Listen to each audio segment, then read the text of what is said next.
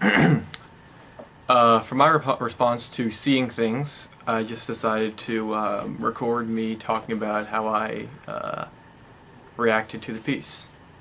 So here we go.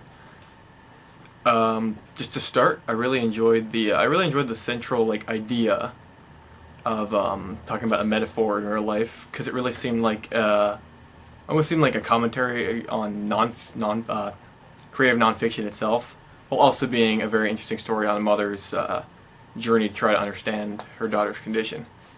Just at the beginning, there's a little paragraph that I really enjoyed. It says, "But as I have grown older, I found that what actually happens is in fact at least as interesting to me as what I can make up. And that real life, when looked at closely, is enough like art that the distinction between what art is and what art isn't is less interesting to me than it used to be." And I think that's really an interesting way to look at nonfiction writing, because you can still be able to tell a story, tell something very interesting using something as mundane as a woman consulting a bunch of medical specialists. So, yeah, what I found interesting was that the story itself was very repetitive. It was, I talked to this person, said this, and we didn't really learn anything. And in the end, there really isn't an answer. We learn more and more about Grace's condition, and that it's been had by several other people, well, many other people, but there's really no answer to it, why exactly it happened or why exactly it went away.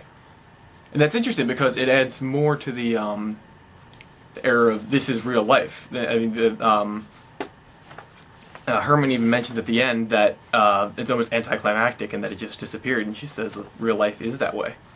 And so that's what I found very interesting about nonfiction writing, because with nonfiction writing, if you're adapting happenings into a story of sorts, you're restricted. I mean, if things didn't turn out exciting, if you don't have a climax to the events, you're not going to get one. You can't change the story. You can't change what happened to fit a story. So it really, in a way, limits the form, but also allows for some different uses of it, as seen here. And so what I liked is that we had a very repetitive story featuring the same thing over and over and over again, but still managed to be interesting because each little discussion revealed a little bit more and pointed Herman in a different direction. And in fact, what I found that was the most interesting part of the piece is that it's Michelle Herman's story instead of Grace's, because really we don't see much of Grace. We hear her mother's perceptions of her, and we get her mother's views of her daughter, and her crisis. But the story is Herman's attempts to fix Grace's condition. And so what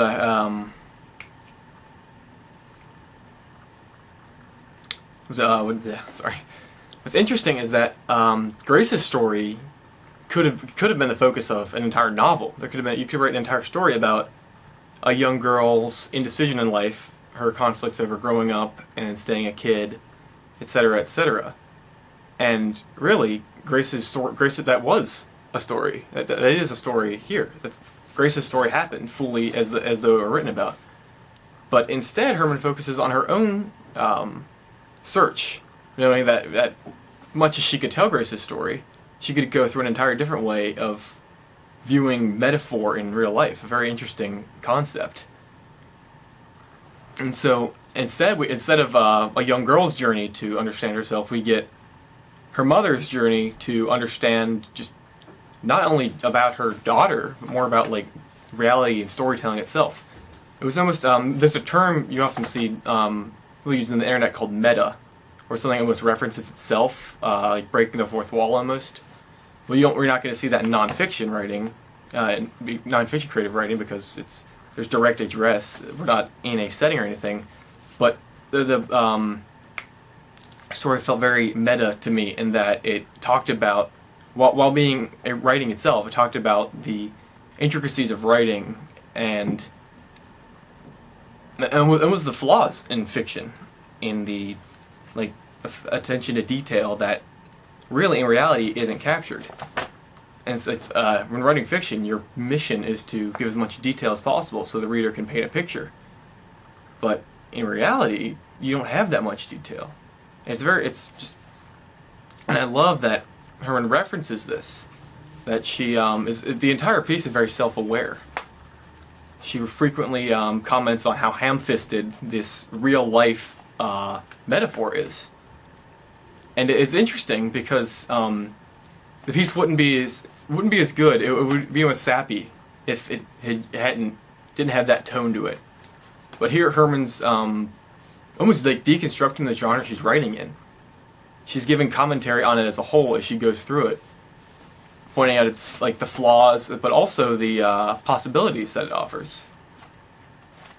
And so, also like the central metaphor was one of appearance versus reality, and we get that in what Grace wants in life, and how her mind constructs a metaphor for her to understand that. But the story itself is almost like an issue of appearance versus reality. The story really changes as you learn more and more and more about the condition, about Herman's search, about the direction it takes her in over this. It's something like, I think, 11 years. I think Grace is 7 when the story begins, and she's 18 or 19 when it ends. So it's this long span of time condensed into several small vignettes mixed with commentary. And so, like, at first glance, it's a story about a mother and an issue her daughter had. But it goes on beyond that, in that the search for information about Grace's condition becomes just goes beyond that as Grace becomes okay as she moves on and becomes her own person. But the issue is still there. This issue of appearance versus reality and what metaphor is. And so the story itself is deceiving when you start out, and from the beginning to the end is almost just an entirely different, like Bartholomew with the school, his axis jumping technique, where he can't escalate one point further, so he switches to another way of thinking. Herman uses this quite well because we get at the very beginning, we get a very thorough look into Grace and what her condition is, but when Herman exhausts that, she exhausts the storytelling possibility of her daughter's condition. She changes it. She changes the focus to her own search. Grace is slowly phased out of the story almost, but this information, this like quest, is still the core. And so the story is initially deceiving, and it takes quite a bit once inside to realize where it's actually going. And I found myself repeatedly almost disoriented because we're moving from place to place. And so it was really interesting because creative nonfiction is not something I'm used to doing. I write exclusively fiction, and like typically like science fiction, fantasy. It's fiction as you can get. But to see the genre of nonfiction and really writing in general, just like meditated on in this way, was really interesting. It made me excited to try out the different things that can be done within the genre.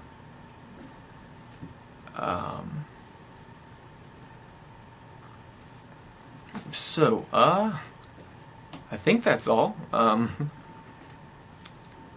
Yeah.